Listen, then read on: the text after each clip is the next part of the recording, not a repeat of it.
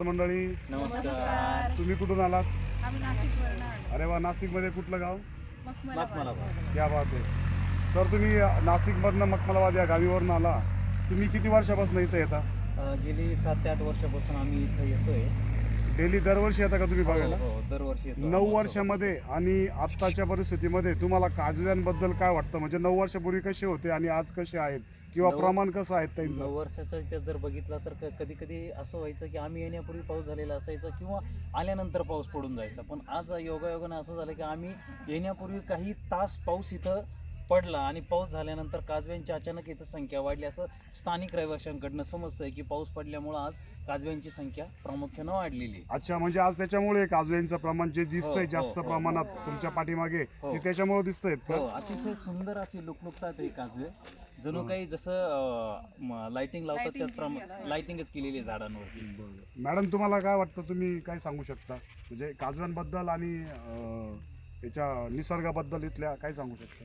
इथल्या निसर्गाबद्दल सांगायचं झालं तर खूपच छान आज क्लायमेट होतं. पाऊस पण नाही आणि ऊन पण नाही, त्यामुळे इतकं छान क्लायमेट होतं. आणि नुकताच पाऊस पडून गेला असल्या कारणाने आम्ही यायच्या अगोदर, त्यामुळे काजव्यांचं प्रमाण इथे खूप वाढलं. आणि तुम्ही बघू शकता आमच्या मागे इतके छान, इतक्या मोठ्या प्रमाणात काजवे चमकत आहे. अगदी झाडाला पान पण नाहीये, पण इतके काजवे दिसतात.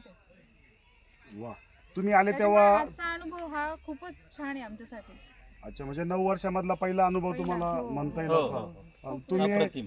तुम्ही आता सर्व फॅमिलीसह आलात. तुम्ही इथं मुक्कामी आहेत का परत नाशिक जाणार आहेत? नाही, ॲक्च्युली आमच्या सोबत लहान लहान मुलं असल्या कारणाने आम्ही इथे मुक्कामी नाही, आम्ही जाणारच आहे. पण आम्ही इथले इतके छान छान अनुभव घेऊन आणि मग आम्ही घरी जाणार आहे. अजून थोडा वेळ आम्ही इथं निसर्गाच्या सान्निध्यात राहून निसर्गाचा आनंद घेऊन आणि मग आम्ही नाशिककडे रवाना होणार आहे. सर, तुमची जेवणाची काय व्यवस्था इथल्या स्थानिक लोकांनी केली की तुम्ही स्वतःच करून घेतली? नाही, आम्ही आमच्या घरून जेवणाची एक व्यवस्था शेगडी स्वतःच आणलेली केली. होती. अरे वा, म्हणजे तुम्ही पूर्ण तयारीनिशी आलात हो, हो, इथे. हो. पूर्वनियोजित आमचा प्लॅन होता हा.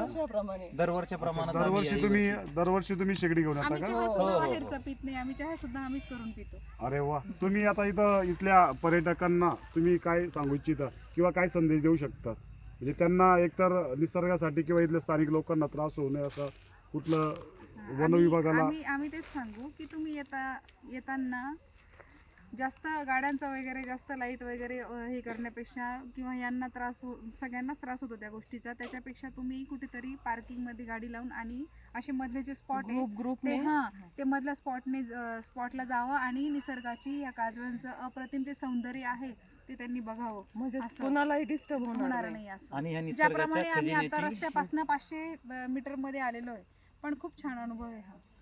सर, काय म्हणता तुम्ही? आणि या निसर्गाच्या खजिन्याची प्रत्येकानं जपणूक करण्याची काळजी घ्यावी असं आम्ही सर्वांना जाहीर आवाहन करतो.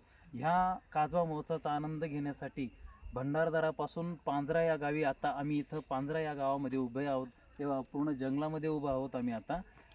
प्रत्येक निसर्गप्रेम्याने जरूर इथं यावं, या अप्रतिम असं निसर्गाचं सौंदर्य बघावं आणि निसर्गाशी एकजूट व्हावं आणि ह्या अप्रतिम अशा खजिन्याचा आनंद लुटावा असं आम्ही सर्वांना नम्र विनंती करतो. फक्त इथं कुणालाही डिस्टर्ब होणार नाही याची पण त्यांनी काळजी घ्यावी, ही नम्र विनंती. नक्कीच सर, तुमचा मेसेज सर्व पर्यटकांना जाणार या व्हिडिओद्वारे.